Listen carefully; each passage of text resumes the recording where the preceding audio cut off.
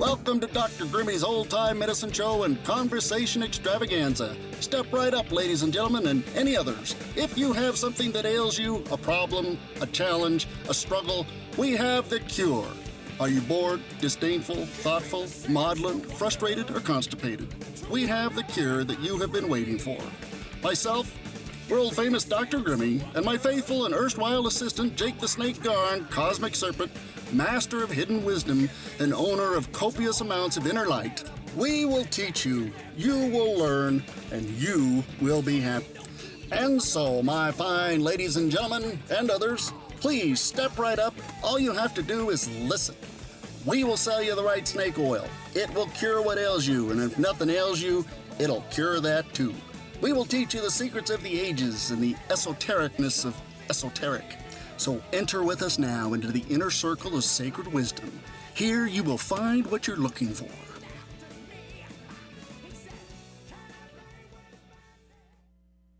Welcome.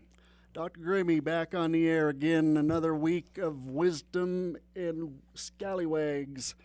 Having fun today. It's been a wonderful week. So, ladies and gentlemen, it's the last Saturday in November, so I want to discuss more JFK stuff. I've been fascinated by the book Hit List, written by the gentleman who starred on I believe it was Law and Order as a detective, Mr. Belzer.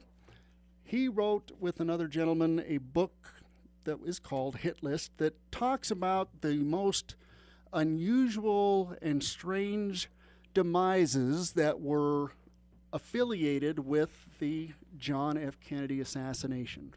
One of the interesting aspects of the whole event is that it's not likely that so many people would have passed away under so many unusual circumstances within such a cluster of some specific dates, primarily the Warren Commission period, and then in 1975, another period, the House Select Committee on Assassinations, which investigated not only the JFK assassination, but looked into the assassination of Martin Luther King and Robert Kennedy. In both of these instances, either many individuals died under unusual circumstances just prior to their testimony. So I want to talk a little bit about one of those individuals, Dorothy Killgallen. She was a nationally syndicated columnist. She was very famous, was an A-list celebrity in those days, as much so as perhaps any movie star of the era. She was friends with many Hollywood luminaries, including Marilyn Monroe. Her column that she did was a gossip column. I guess if we see anything today where she's the stereotype gossip columnist, because she set the standard. She had I guess for lack of a better word, you could call it an intelligence network that fed her just all kinds of information about famous people. And even today, any publicity is good publicity. So many famous individuals would befriend her, give her tidbits and pieces of info that she would share in her column, with the idea that perhaps they would be mentioned in millions of people read her column. Now, she had a friend who apparently turned out to be one of JFK's mistresses. And just prior to her death, she had been receiving information from this woman and was telling other friends that she would bust the case wide open. To give an idea of just how famous she was and how much clout she carried, she was the only syndicate national reporter who was allowed to interview Jack Ruby, the assassin of Lee Harvey Oswald, alone, and she never spoke of what was discussed. And we'll talk about a little bit why some of the information is out, which hasn't been released, because it disappeared shortly after her death. So nobody knows what they discussed, but whatever it was powerful enough that she began to tell her friends that she was going to bust the JFK case sky high. She implied that she was saving some important information that was garnered from that interview and from her investigation. And she wrote a book she had a book she was working on. It's since been published without the JFK chapter, it was entitled Murder One. She was very much aware of some of the other bizarre and untimely deaths of other individuals, and was one of the first national columnists to speak against the narrative that had been put out by the Warren Commission, that the government had been withholding information, was not telling the truth. And shortly before she was going to release this information, she died an untimely death. Now, when I say untimely, it's important to realize that there are facts of the case that would lead a person to believe that Dorothy had been murdered, and then her death scene, what was left over, her dead body and other stuff, was arranged in such a way as to make it appear as if she had accidentally, or perhaps on purpose, overdosed on depressants, some pretty strong depressants, medical, basically pills. I don't know what the 1960s was like, but apparently you could get pretty much anything you wanted on the pain relief side, and that didn't seem to be an issue because there was more. In the apartment, and it was a pretty amazing apartment, 5-story apartment off of the park in New York City. So she was wealthy, she was smart, she was very popular, and she had a very keen interest in the official narrative of the JFK assassination, and had stated in her articles, in her column, on several occasions that the government was not coming clean and was not telling the truth, and she was going to she had the goods. Now, I'm not sure we don't know what goods she had. And in light of the release of information recently, and we're going to talk somewhat about that as well, the big release of documents on October 26th of the files that had been withheld from the public after the Warren Commission concluded its investigation, after the House Select Committee on Assassinations concluded their investigation. These files were collected together and sealed because the intelligence community and the law enforcement community, and I say that, the Federal Bureau of Investigation and the Central Intelligence Agency, each group had files in that collection that they did not want released. And we're going to talk a little bit about some of those that were released now.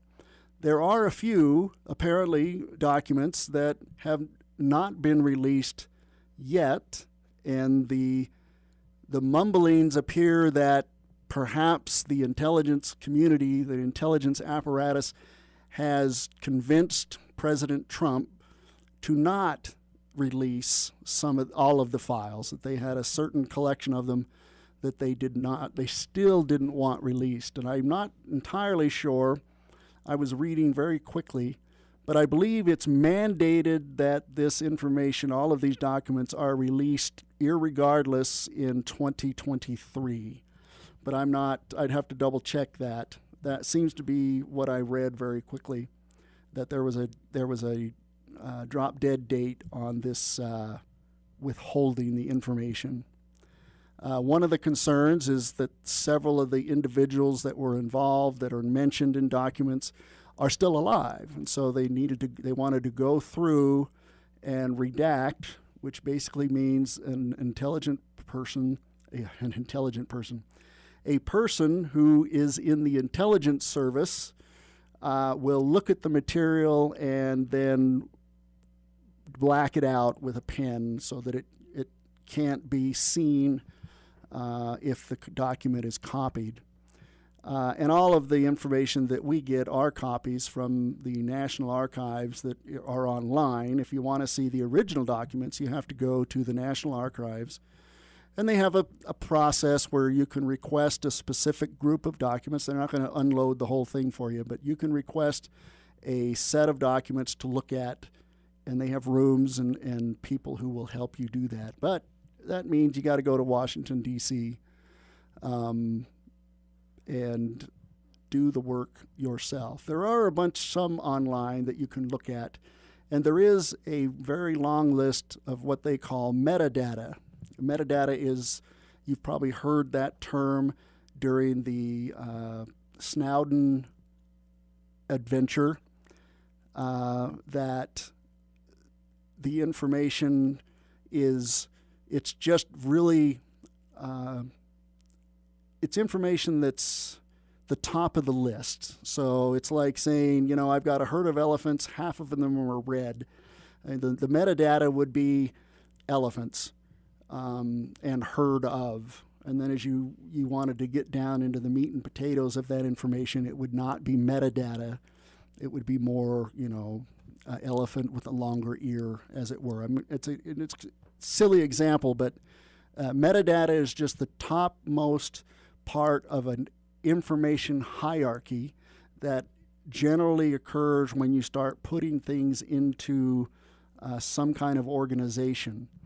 So they've got the metadata, and you can look at the files. It'll tell you the agency and the name of the primary investigator, the source, whether or not it was classified, whether or not some of the information is still withheld or the document has been released in full. So you can look at online this metadata, and it'll give you all the information that if you ever do want to go to Washington, D.C. and go to the National Archives, you'll have written down the numbers and sections that you want to look at so they know that you're going to come look at that stuff. But getting back to Dorothy Killgallen, she was, like I said, a very popular and very well-written columnist, and she was such that she had an enormous audience, probably one of the largest of all reporters of the time in print.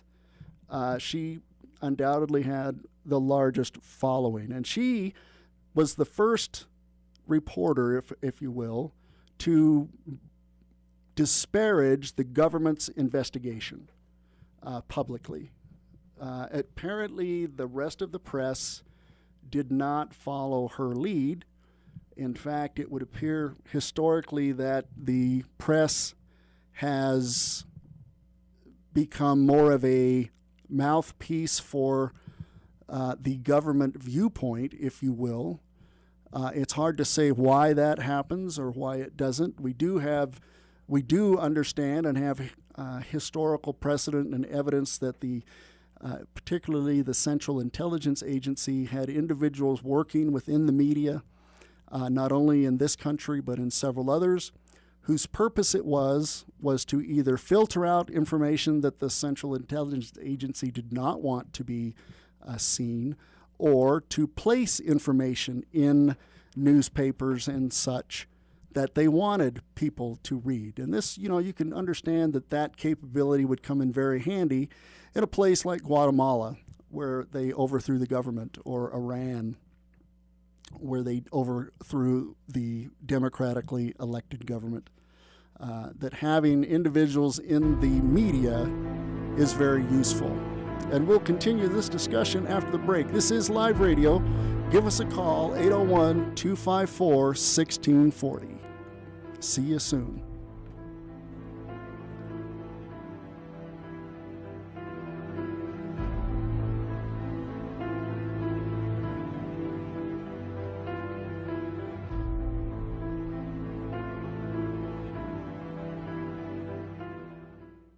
Don't fall through the cracks at the other stations. Participate with the only true live, local, two-way talk station in Utah. Call K-Talk Media at 801-254-1640, 801-254-1640.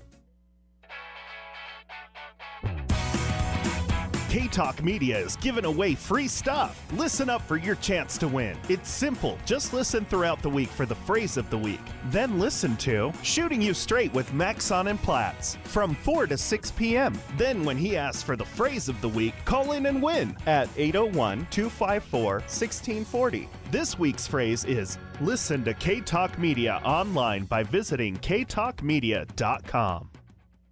When your grandma needs to make it to bingo night so she can school some hipsters through a blizzard in 3 feet of snow, across a river, and over some trees in the woods, with her whole crew in the back, knitting sweaters, red, white, and blue sweaters, jamming to Frank Sinatra and tapping the steering wheel in time to the music, she chooses a vehicle from Plan B, not just because it's the toughest machine around, but because it's easy to drive in any situation, and has her favorite upgrades, like that boom and sound system. So step up to the ultimate SUV with Plan B. Visit us at 194 West 33rd Street in Ogden, Utah. Online at planbsupply.com or give us a call at 801-675-4321. That's 801-675-4321. Customized Humvees and military trucks. Plan B. Because what else would the baddest grandma in the world drive? Since 1962. Hi, this is Matt with M&T Christmas Trees, 9000 South State Street, Sandy, Utah. We've been in business down here since 1984. We look forward to showing you off our really pretty trees, every size, every color, and every shape. And when I say color, I'm talking, you want a purple tree, a blue tree, you want a Smurf blue tree? No problem. Wooden reindeer, we have snowman to take home. Come on down, check it out. The reindeer will be landing November 22nd. You don't want to miss out with your family. The fire's going, we'll leave the light on for you. So come on down, check it out. You'll have fun, and you'll have to even find the hot tub somewhere out there in the forest.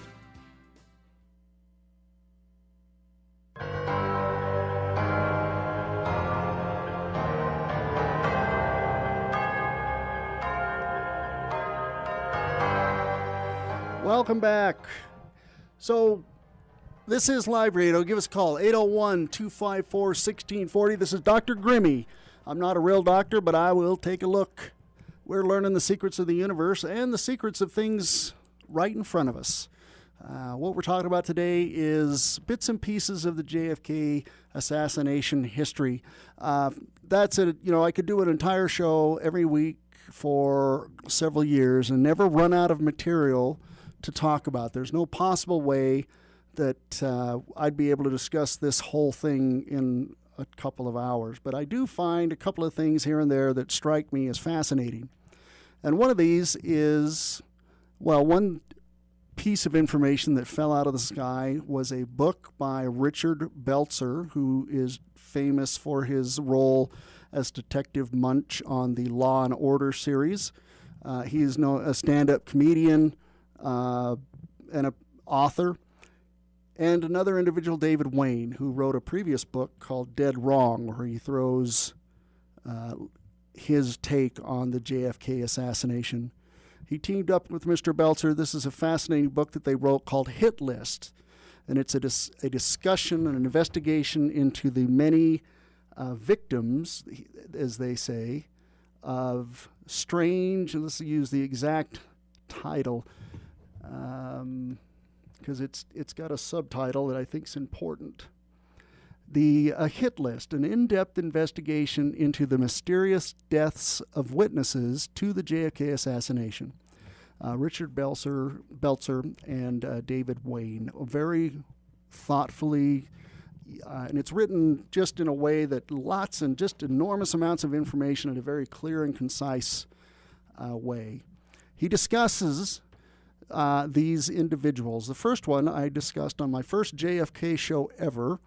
We discussed J.D. Tippit, a Dallas police officer who, by the narrative of the assassination and the Warren Commission, had been shot and killed after making contact with Lee Harvey Oswald.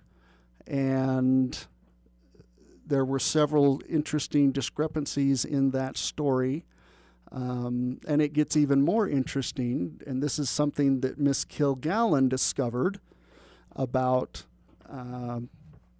the assassination and J.D. Tippit and Lee Harvey Oswald. We'll bounce on that a little bit later. We'll talk about some of the issues that she uncovered that had been verified by the release of the JFK documents. This pile of several thousand pages of documents that had been withheld after the two primary investigations, the Warren Commission investigation shortly after the assassination, and then the House Select Committee on Assassinations did an investigation in 1975, and they studied the three assassinations, JFK, Martin Luther King, and Robert Kennedy, and issued a report. And all of the documents that were currently withheld were selected by the intelligence community to be withheld. They did not want this information to be released based on national security concerns. So we'll see if these wonderful, well-trained government employees have our best interests at heart. There are some interesting theories on why they went to such great lengths to keep some of this information, and why even today, with President Trump releasing the bulk of this information, there is still documents they don't want released. Now, there's three reasons why things are classified in my experience as a member of the military. One, there's military necessity. You just don't want anybody to know where you're at and what you're doing. Makes sense and is appropriate. Another reason is it's really expensive, and you don't want anybody to know how much it's going to cost. So you classify it so that only a small number of people can get that information. And then the third reason is it's not going to work. We screwed up, and we don't want anybody to know how bad we screwed up. Those are the three reasons why information is classified by the government. The least used is national security necessity. The other two are far more why things are classified. Because if we knew how much some of this stuff cost, we'd probably say, what the heck? Or not. I don't know. They're concerned that that's what we do, so classified. We don't get to talk about it. Dorothy Killgallen was an investigative reporter, and that's who we're discussing, and we're sourcing this information from Richard Belzer's book and David Wayne's book, Hit List, which is a fascinating, well-written story about some of these very strange and unusual deaths. So Dorothy Killgallen had been putting out the word that she was going to bust the case wide open. So there seemed to be a time limit on, between when she put out that she was going to break the case wide open and her death. So it was a very short period too. We're only talking a few days. Hey, we got a caller. Let me get him on the air.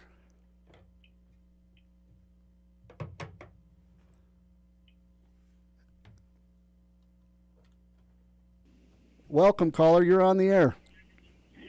Yeah, I think there's a fourth reason that government classifies things. Okay, what is it? Obfuscation of crime. Okay, yeah, that's that makes sense. I think that a lot of things that are going on. The international crime, like invading sovereign countries that we had no business in, or people committing crimes to get us into the kind of wars that people can profit from, like maybe creating a 9/11 so that we can go to war for the neocons to make money. Did you see where this, what's the guy's name that was the owner of the Twin Towers? I forget his name right now. Larry Silverstein. You see where Larry Silverstein just went back in for a few more millions of dollars or billions? I can't remember what it was. But yeah, he was just in the news tonight. I was reading. I know there was some questions about the way the insurance was organized and who was going to get paid. Well, he already got like double or triple what he actually suffered. To me, the whole thing, and then you got Chertoff, who he ended up getting his business booming from the results of these scanners being put everywhere.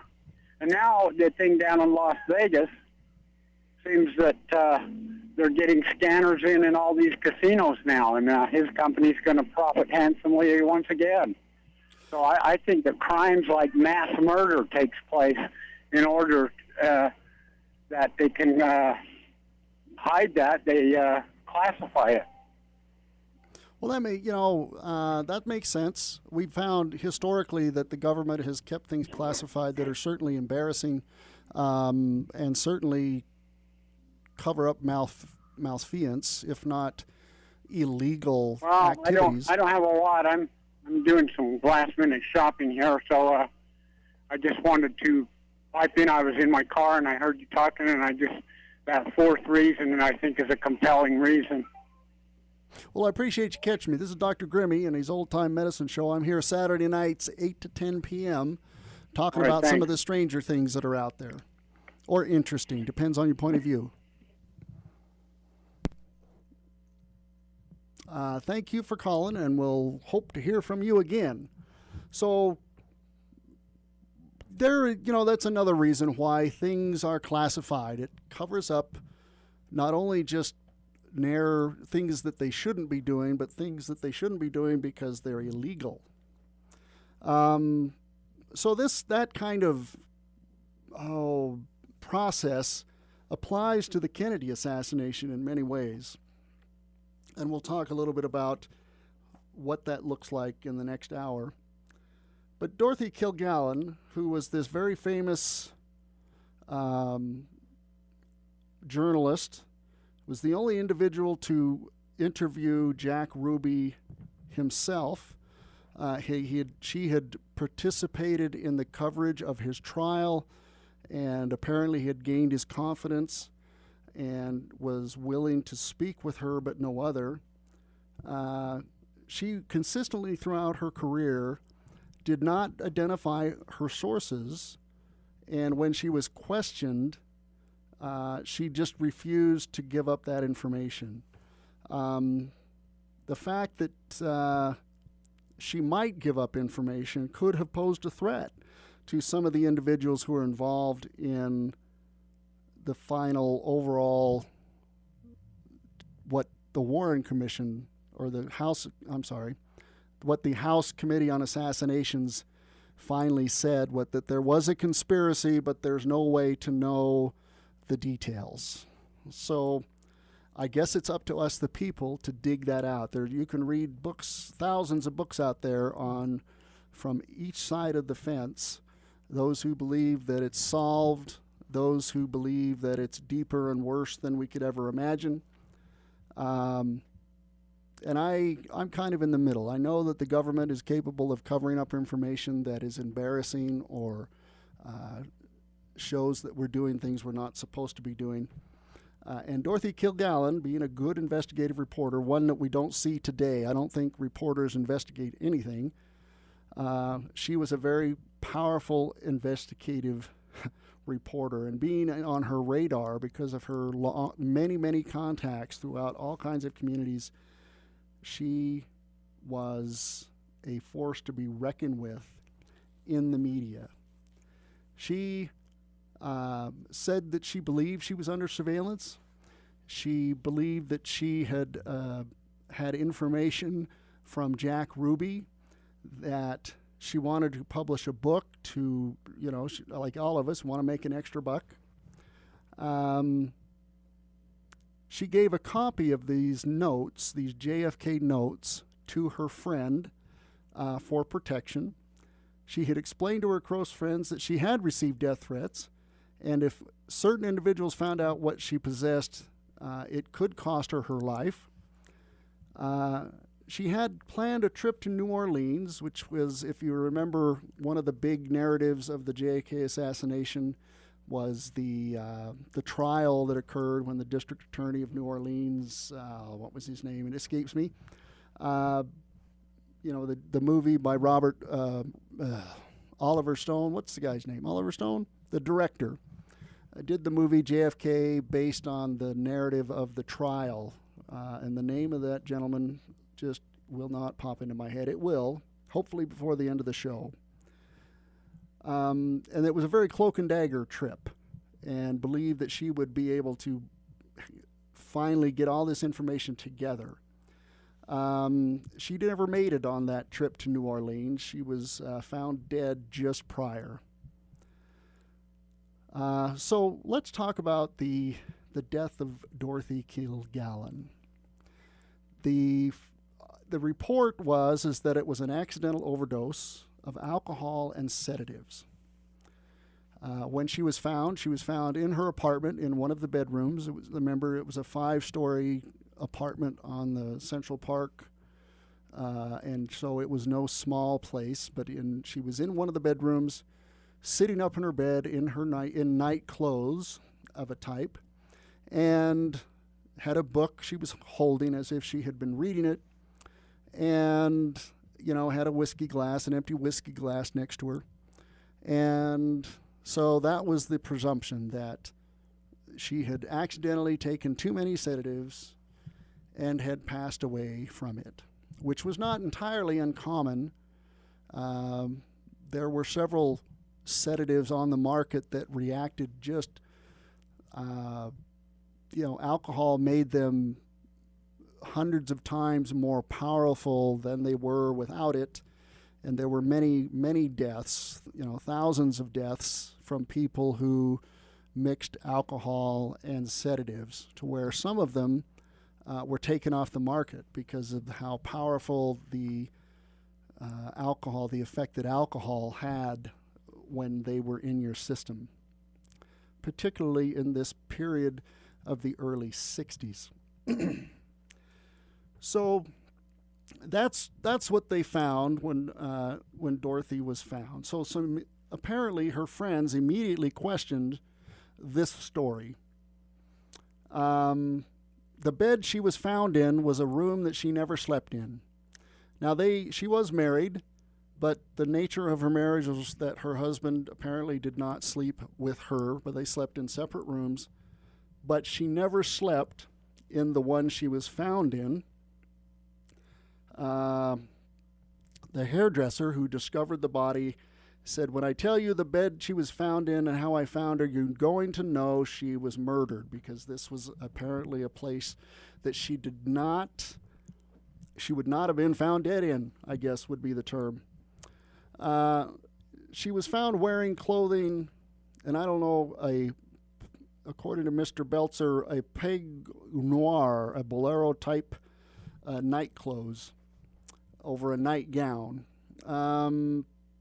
Again, the hairdresser, who, like they say, the hairdresser knows everything, stated she didn't wear, that kind of clothing to bed.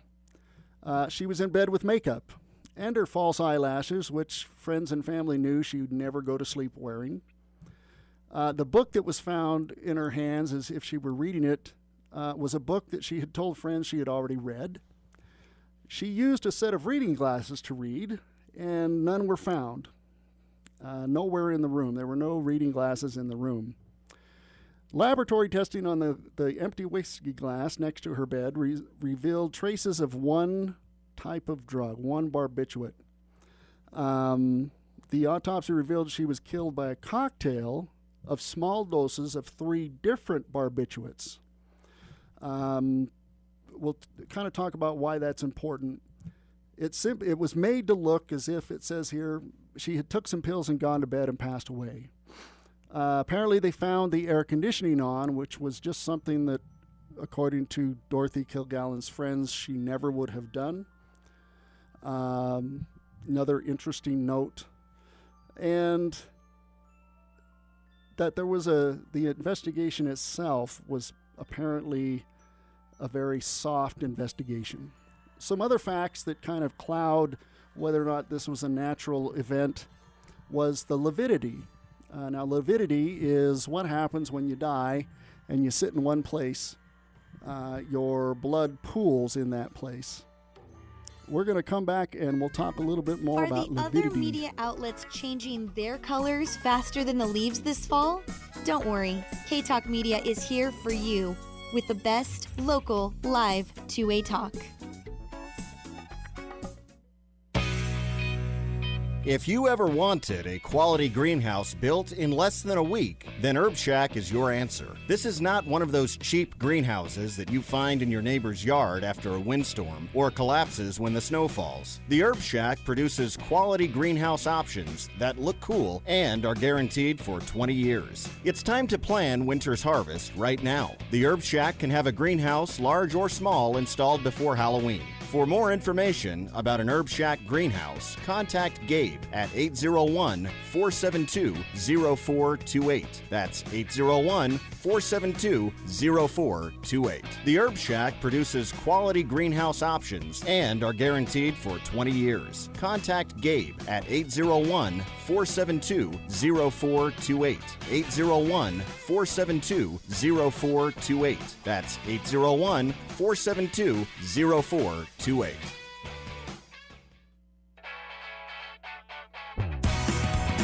K-Talk Media is giving away free stuff. Listen up for your chance to win. It's simple. Just listen throughout the week for the phrase of the week. Then listen to Shooting You Straight with Maxon and Platts from 4 to 6 p.m. Then when he asks for the phrase of the week, call in and win at 801-254-1640. This week's phrase is listen to K-Talk Media online by visiting ktalkmedia.com.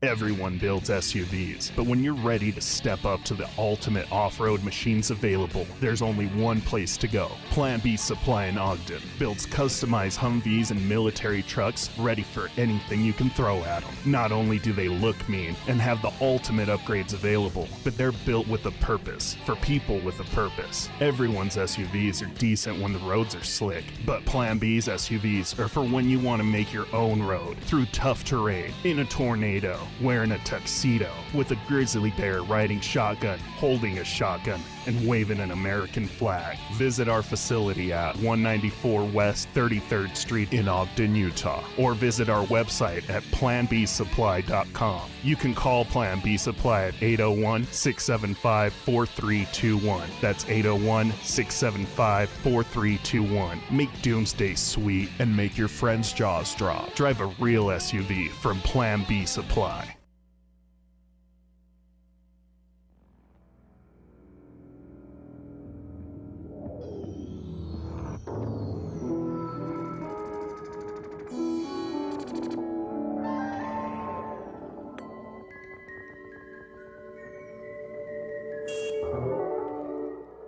Hey, so we're back. We were talking about the lividity in the death of Dorothy Killgallen, who was a very prominent and well-known investigative reporter, had a gossip column primarily centered in Hollywood, but those individuals were not her only interest.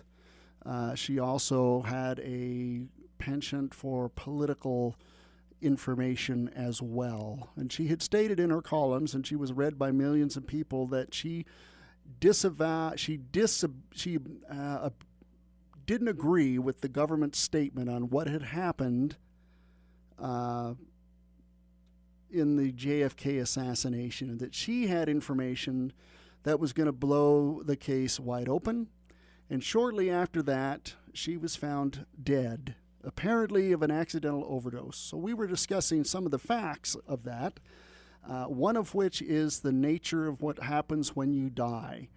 When you die, your heart stops pumping and moving your blood around, and the blood being, you're a big bag, and all of it settles at the lowest point, and it will mark the skin so that people who know these kinds of things can say this person was sitting this way, or they were laying down this way, or they were on their back, or that they can determine the position a person died in by the nature of the lividity found. So in Dorothy Killgallen's case, her body was found in a sitting up position. However, according to the autopsy report, the lividity was on her neck and shoulder and arm, which would indicate a position of laying down on her side, which is a pretty significant indication that her body had been moved post-mortem or after her death. The autopsy also found 3 types of barbiturates in her system. Dorothy Killgallen only had a prescription for one of those, and I'm going to give you the names. One of them was called Seconal, which is anything with the "all" on the end of it. Another one was Nembutal, and the third was Tuinal. And all 3 of these barbiturates, if they were mixed, would cause death. An overdose of any one of those drugs, it states, would cause death or unconsciousness in 5 to 15 minutes, and then death between 30 and 50 minutes. So very toxic medication. In combination, they are particularly lethal. And what is interesting is that the levels found in Dorothy Killgallen's body were in the exact ratios that these 3 drugs mixed together would be fatal. In other words, it wasn't like she took a whole bunch of them and overdosed. She apparently took just the right amount of each of the 3 medications that, when mixed together with alcohol, would be fatal.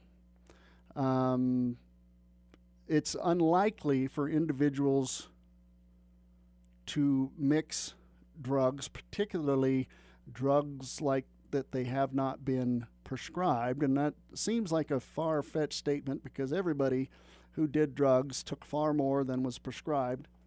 But in this case, it doesn't appear that Dorothy Killgallen suffered from a drug addiction, nor was she apparently an abuser of alcohol.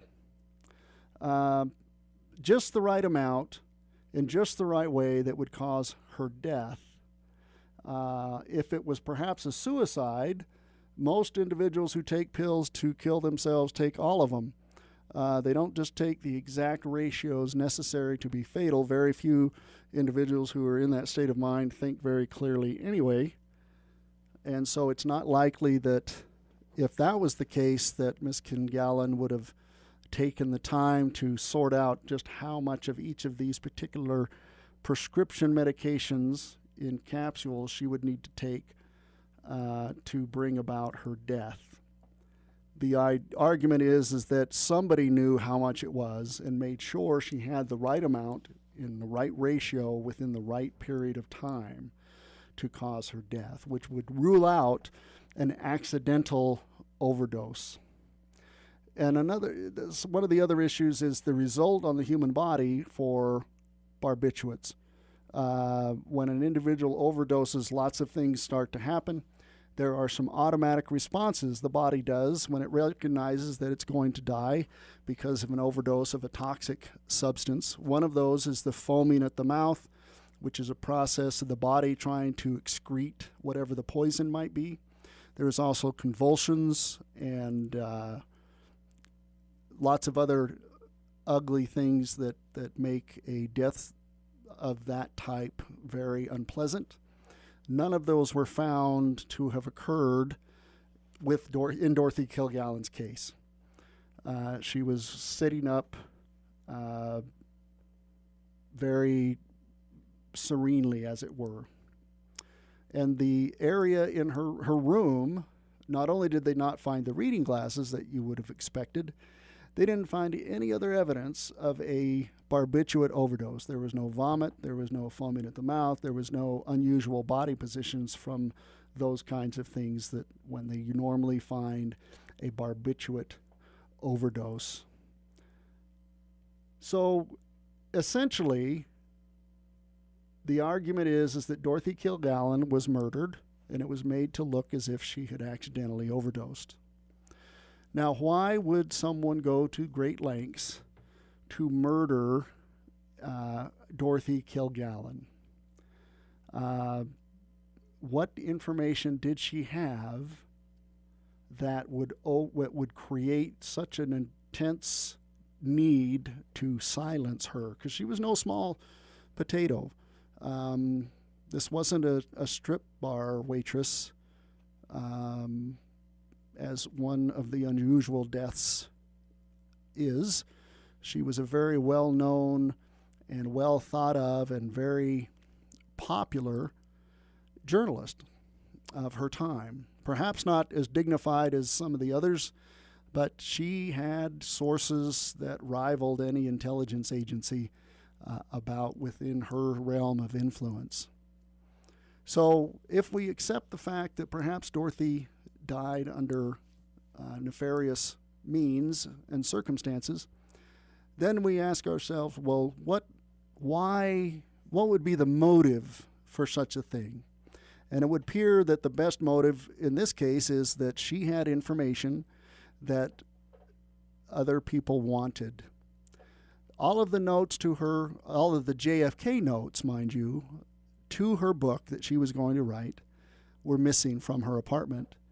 And surprisingly, the person she gave the backup copy to died under mysterious circumstances the day before from leukemia, which is interesting because there is some argument that the Central Intelligence Agency had developed the ability to inject people with cancer cells and to create fast-acting cancer illness.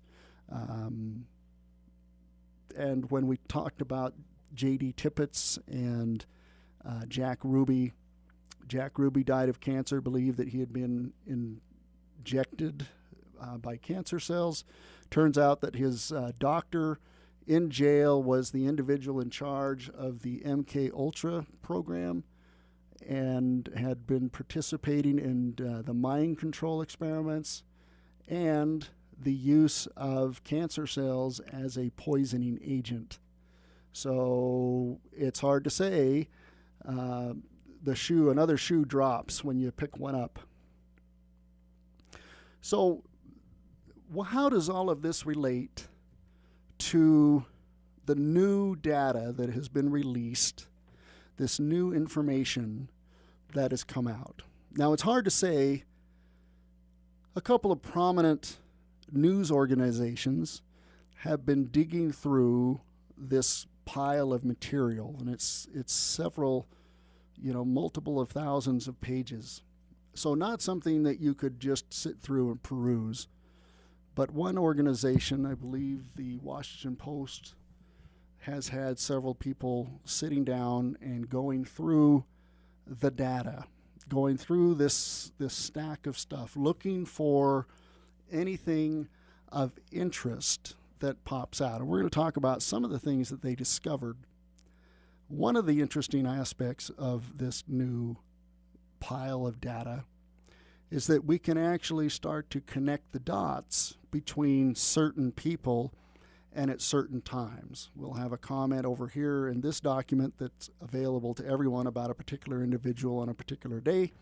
And now we've been able to, some cases, been able to and will find connections between individuals verified by the information in this pile of released documents.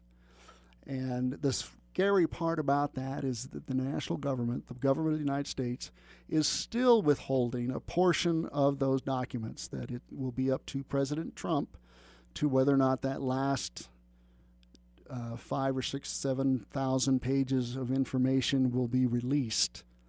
And there is rumblings that the national security apparatus has convinced him that there is a portion of those documents that should not be released.